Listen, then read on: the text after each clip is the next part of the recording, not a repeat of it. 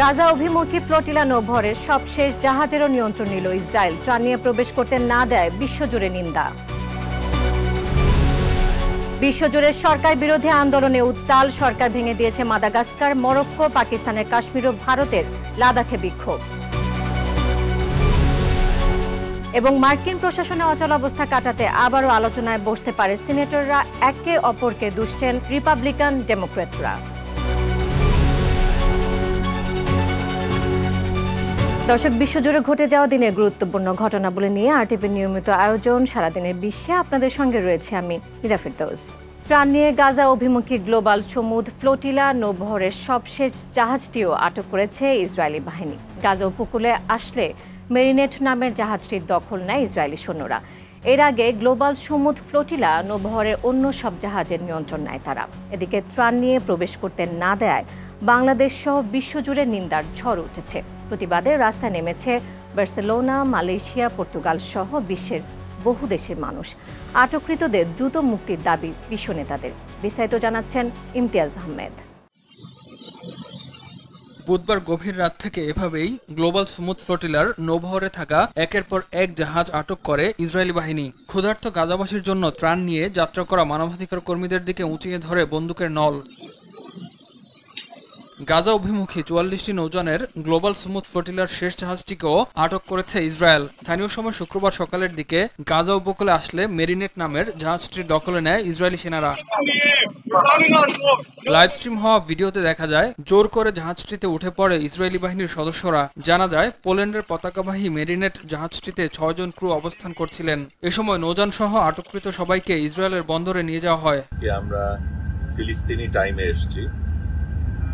এর সাথে আমরা যেটা জানতে পেরেছি যে ইসরায়েলের আগে সমুদ্র ফ্লোটিলার অন্যান্য যারা ছিল ওটা আলাদাভাবে গিয়েছিল, আমরা ভিন্নভাবে গিয়েছিলাম। তাদের সবগুলি জাহাজকে আটক করেছে। জব্দ করা জাহাজগুলোতে যুক্তরাষ্ট্র, স্পেন, আয়ারল্যান্ড, ফ্রান্স ও বেলজিয়ামের নাগরিক সহ ইউরোপীয় পার্লামেন্টের নির্বাচিত প্রতিনিধি, আইনজীবী, অধিকার কর্মী, চিকিৎসক এবং সাংবাদিক আছেন। নেতানিয়াহু প্রশাসন বলছে তাদের সবাইকে ইউরোপে পাঠানো হবে।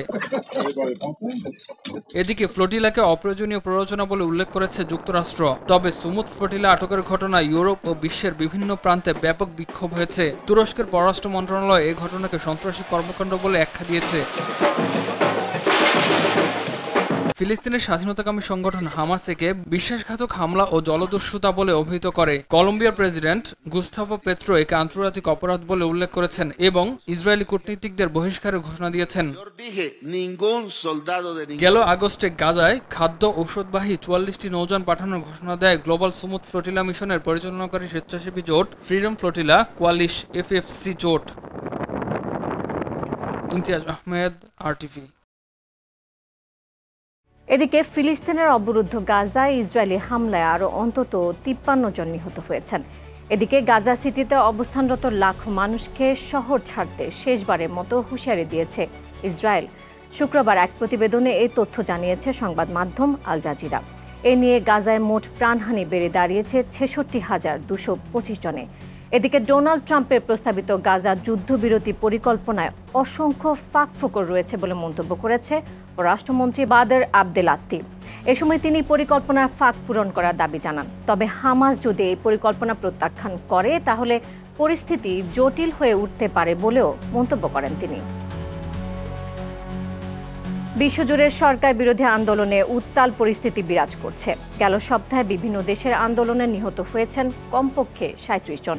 এরই মধ্যে সরকার ভেঙে দিয়েছে মাদাগাস্কার। এছাড়া উত্তর আফ্রিকার দেশ মরক্কো, পাকিস্তানের কাশ্মীর ও ভারতের কেন্দ্রশাসিত লাদাখেও চলছে বিক্ষোভ। বিস্তারিত আরাফাত ইয়াসারের রিপোর্টে।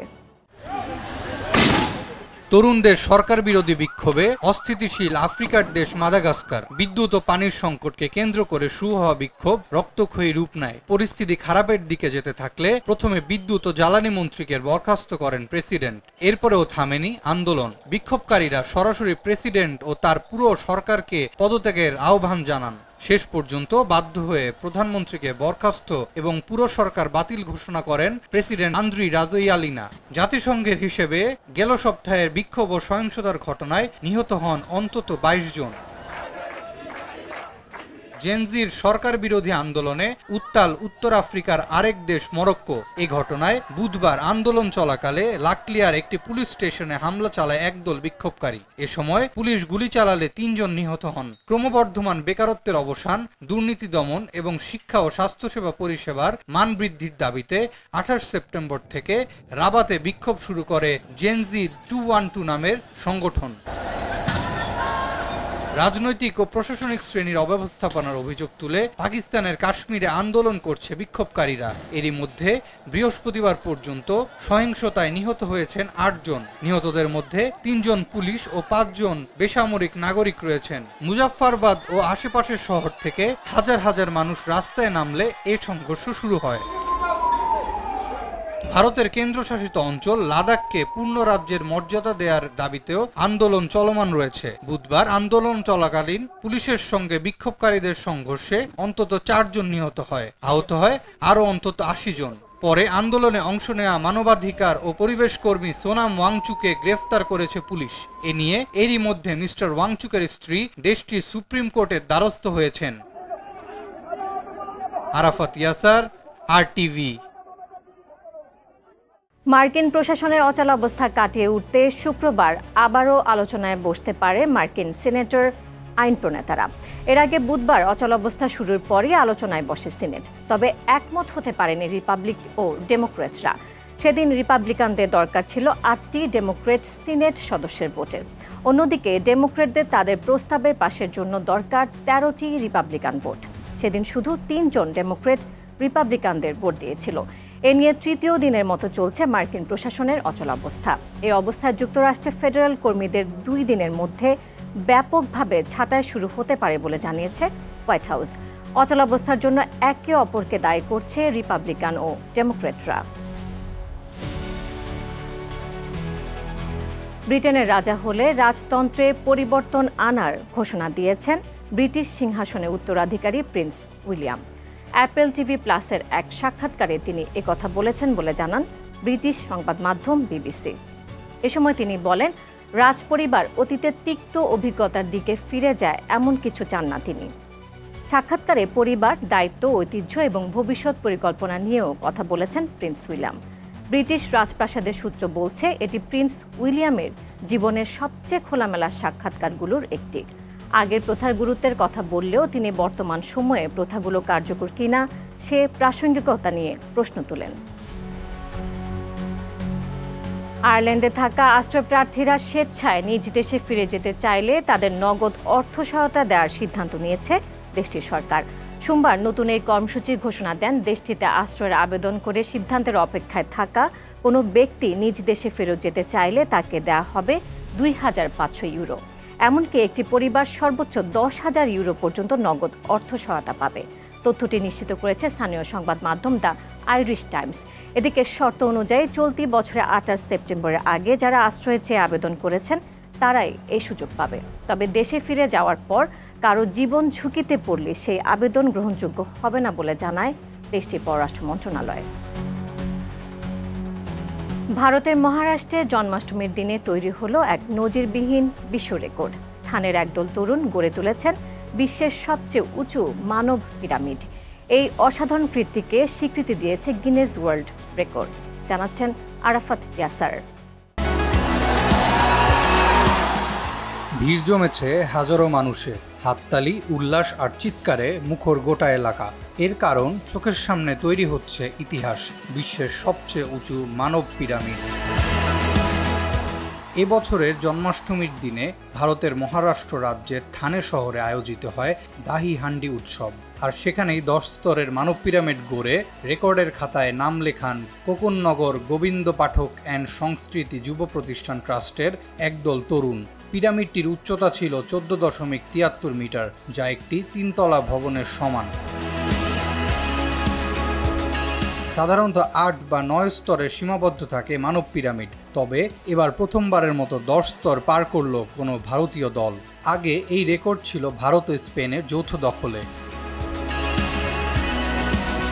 রেকর্ড তৈরির জন্য পরিকল্পনা ছিল সুদৃঢ়। একের পর এক সারি ধরে কাঁধে কাঁধ মিলিয়ে দাঁড়িয়েছেন প্রতিযোগীরা। তাদের ওপর ভর করে উঠে গেছেন একের পর এক দল। এভাবে গড়ে উঠেছে মানুষের তৈরি এক জীবন্ত পিরামিড। চূড়ায় যিনি ছিলেন তার মাথায় ছিল হেলমেট ও শরীরে বাঁধা ছিল নিরাপত্তার দড়ি। এই মানব পিরামিডটির স্থায়িত্ব ছিল মাত্র কয়েক সেকেন্ড, কারণ চূড়ায় থাকা তরুণ ভারসাম্য হারিয়ে ফেলায় সঙ্গে সঙ্গে পিরামিড ভেঙে পড়ে। তবে নিরাপত্তা পরিকল্পনা নিখুঁত হয়, কেউ গুরুতর আহত হননি। এদিকে গিনেস ওয়ার্ল্ড রেকর্ডস এই অর্জনকে শুধু রেকর্ড ভাঙা নয়, বরং সাহস, ঐক্য এবং সংস্কৃতির এক জীবন্ত প্রতীক হিসেবে অভিহিত করেছে।